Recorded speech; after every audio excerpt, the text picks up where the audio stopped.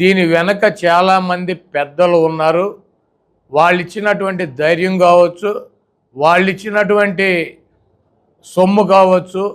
తుళ్ళూరులో, గుంటూరు జిల్లాలో చంద్రబాబు నాయుడు చెప్పాడు, నేను చూసా. జగన్మోహన్ రెడ్డిని రాళ్లతో కొట్టమని చెప్పి నిన్న మధ్యాహ్నం చెప్పాడు అతను. తుళ్ళూరులో వీడియోస్ ఉన్నాయి.